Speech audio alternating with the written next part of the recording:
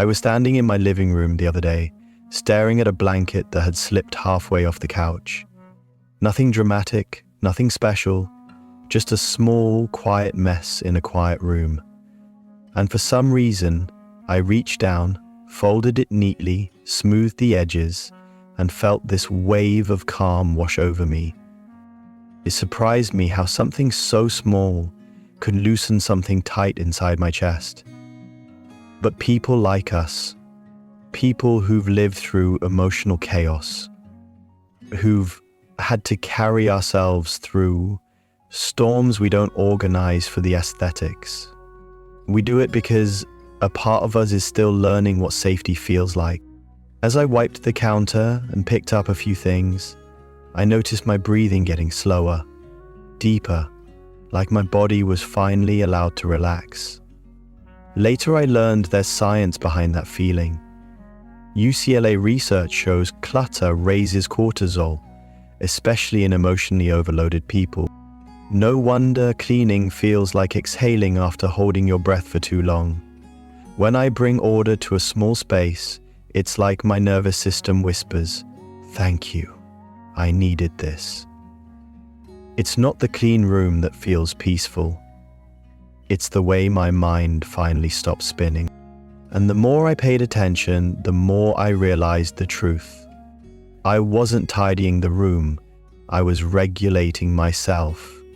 Especially because I grew up with unpredictability, with tension in the air, with that feeling that anything could explode without warning. Maybe you know that feeling too.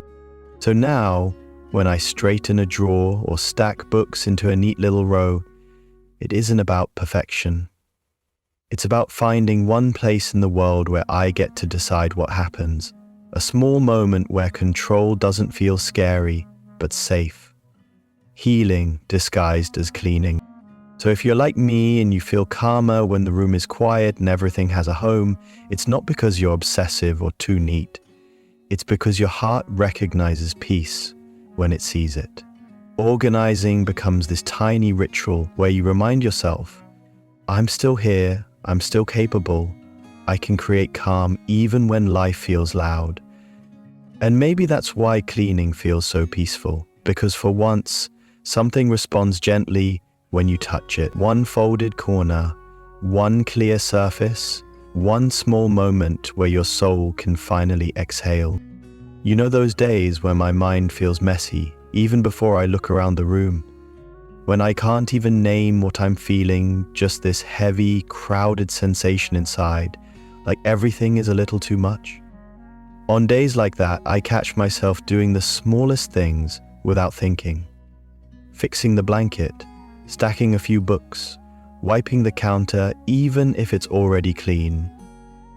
And sometimes I stop and wonder, why is this the first thing I do every time I feel overwhelmed?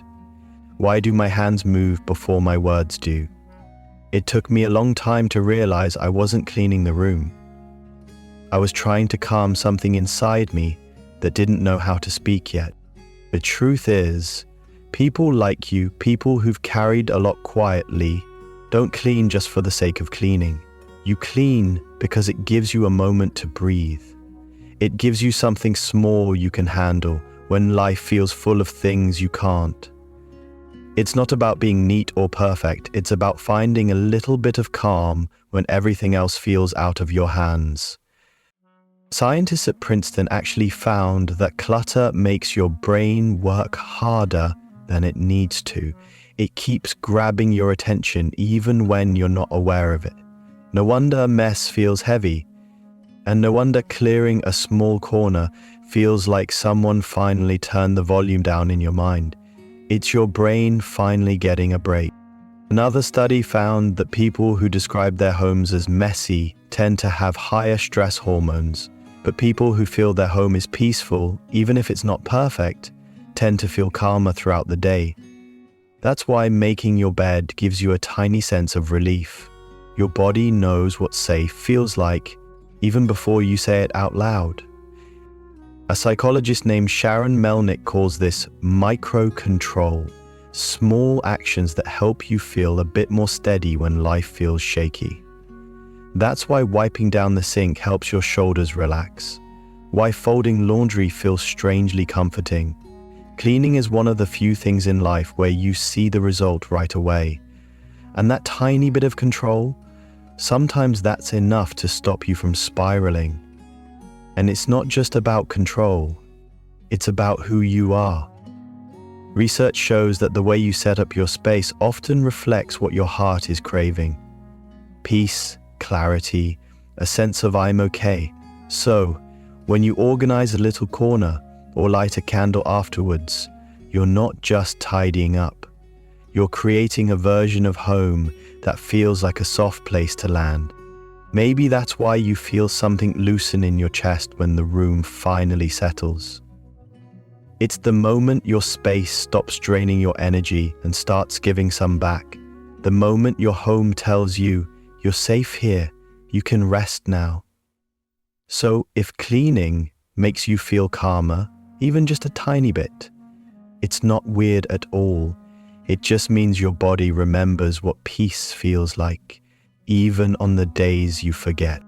You know that moment when you finally pick up the last thing on the floor, or wipe down a counter, or smooth out a blanket on the couch, and suddenly your chest feels just a little less tight? That tiny shift, that soft release. You're not imagining it. There's a real reason cleaning feels peaceful. Almost like your mind finally exhales the moment your space does. And the more you look at it, the more it makes sense why people like you find so much comfort in it. Why it feels less like a chore and more like a quiet doorway back to yourself. Part of that peace begins with something simple but powerful. Your brain loves clarity. It craves patterns, structure, things that make sense.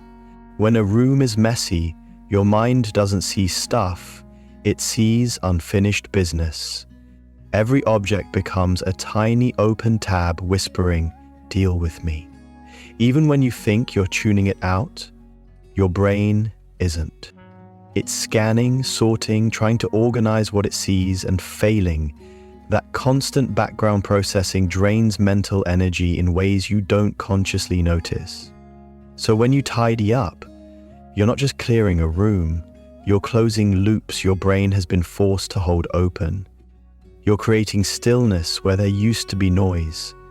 No wonder your whole body feels lighter. But the peace cleaning brings goes deeper than mental clarity. Cleaning gives your nervous system something you rarely get in adult life: predictability. Life is complicated, people shift, emotions change. But cleaning? Cleaning is steady. You know how it begins, you know how it ends, and you can see proof of progress every few seconds. It's one of the few places in life where your effort leads to a guaranteed outcome. That certainty calms the parts of you that tense without permission. Your breath, your jaw, your shoulders. It's your mind whispering, "Here, finally, something I can control." And if you've lived through emotional storms, that kind of control doesn't feel rigid or obsessive. It feels soothing, grounding, safe.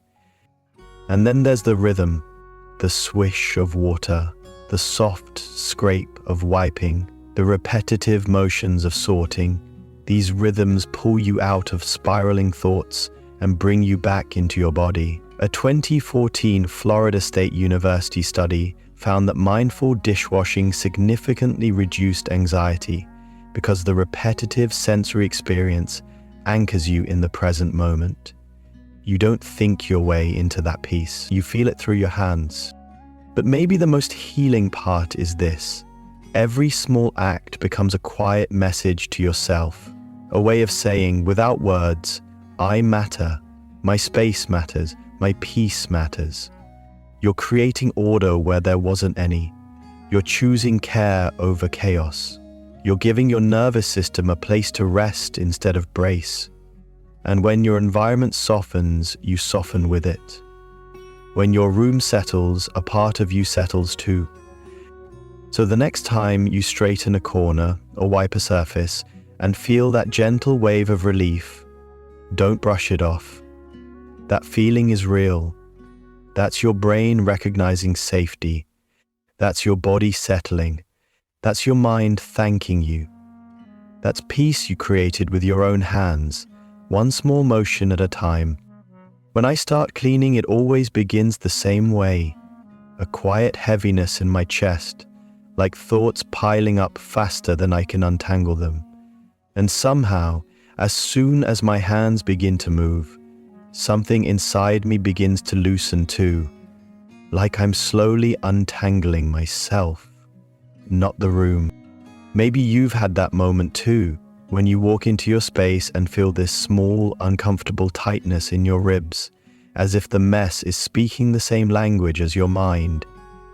And when you finally pick something up, that simple motion feels like relief, like your body is saying, "Let me help." For a long time, I didn't recognize that I was cleaning to protect myself. I thought I was just being responsible, trying to stay on top of things, trying to be the kind of person who keeps their life together. But the truth is, I was fixing the outside because something inside felt too heavy to touch. When sadness came, I scrubbed. When fear came, I folded. When confusion came, I wiped surfaces until my hands felt steadier. I didn't have the words back then. Maybe you didn't either. So we did what our bodies knew. We moved. And then one day I stumbled across a Princeton University study showing that clutter overwhelms the brain's attention system, that chaotic visuals literally compete for mental space and drain our focus. Suddenly everything clicked. I wasn't imagining the relief, my brain was genuinely calming down. Maybe that's true for you too. The moment you start tidying, you're not becoming more productive. You're giving your mind something it rarely gets. Room. Room to breathe, room to think, room to rest. Part of why cleaning feels peaceful for me is because stability was never something I grew up with. I learned early how to brace myself, how to scan the room for shifts in tone, how to make myself small when the air became tense. So now, when I create order, even in something as tiny as stacking books or smoothing a blanket, it feels like I'm building the safety I never had. And if you grew up learning to shrink yourself too, you know exactly what I mean. A tidy corner can feel like exhaling after years of holding your breath. People like us feel everything deeply, the mood of a room, the tension in someone's voice, the quiet pressure of unfinished tasks. We don't just see the mess, we absorb it. So when we clean, we're not rearranging objects, we're softening the emotional noise, we're regulating ourselves in the way no one ever taught us. We're creating the kind of calm we once had to survive without. And then there's the rhythm of it, the folding, the wiping, the slow resetting of a space that responds to your touch. It pulls you back into your body, out of spirals, out of old stories. For those few minutes, you're not replaying conversations or predicting disasters or carrying the weight of everyone else's needs.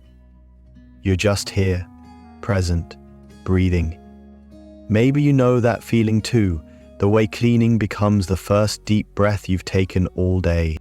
That's why cleaning feels so peaceful to us, not because we love chores, but because every small act of order becomes a quiet message to ourselves. You're still here, you still matter, you deserve a space that feels gentle. And maybe that's why, when the room finally settles, something inside us settles too. Not perfectly, not completely, but enough. Enough to breathe, enough to keep going, enough to believe healing is happening, even in the smallest motions. There's a moment in cleaning that most people never talk about, the moment when your hands are moving, but your heart is remembering. I didn't notice it for years. I thought I was just wiping surfaces, folding clothes, putting life back where it belonged. But the truth is, I was feeling something loosen inside me, something I didn't have words for yet. And when I finally paid attention, I realized this.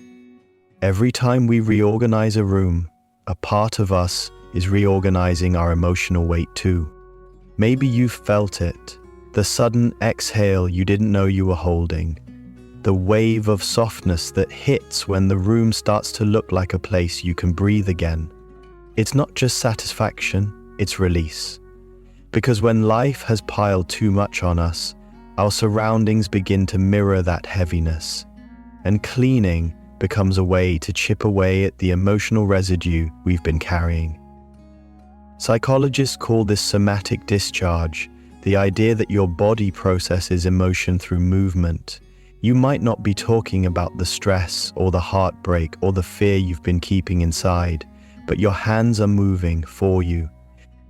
Every swipe, every sort, every little decision becomes a quiet way of saying, I'm still here, and I'm trying.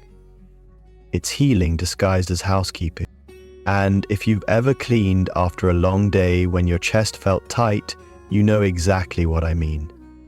You didn't need a journal, you didn't need advice, you just needed something simple, something that responded, something that changed when you touched it, because so many things in life don't.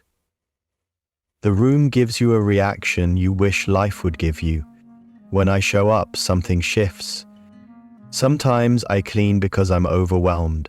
Sometimes because I'm trying to outrun a feeling. Sometimes because staying still hurts more than moving. And yet every single time, somewhere between picking things up and putting things back, I feel myself loosening the grip I didn't know I had on old stories, old fears, old versions of me. Maybe you felt that too, the way one drawer, once cleared, feels like untying a knot inside your chest. And I think that's why cleaning feels peaceful for people like us, the ones who've lived through things that left marks we still don't know how to explain. When the world has been unpredictable, order becomes a kind of medicine. When emotions feel loud, rhythm becomes a kind of silence. When life feels too big, a small task becomes a doorway back to ourselves. So if cleaning sometimes makes you feel emotional or strangely relieved or suddenly lighter, it's not random. It's your body catching up to the healing your mind has been postponing. A quiet proof that you're still processing, still releasing, still finding your way back to yourself in small, tender steps. And maybe that's why the peace we feel afterward isn't just comfort, it's clarity. Because once the room settles, something in us settles too. And that's where the next truth begins. I want to tell you something that happens to me almost every time I finish cleaning. Maybe you'll recognize it too. I'll step back, look at the room I just reset, and suddenly my shoulders drop, my breath slows, and there's this quiet, gentle feeling that rises in my chest like life isn't as heavy as it was an hour ago. The room didn't just change, I changed. And I think that matters more than we admit. Because if you're anything like me, someone who's lived through chaos, uncertainty, emotional overwhelm, you know that peace never showed up on its own. We had to create it piece by piece. So when you finish cleaning a space, you're not just putting things where they belong, you're giving your nervous system something it rarely gets: permission to exhale. There's even research from Princeton University showing that clutter increases cognitive overload, making your brain work harder than it needs to. When the clutter leaves, your brain finally stops fighting for space, and when your brain rests, your emotions can finally follow.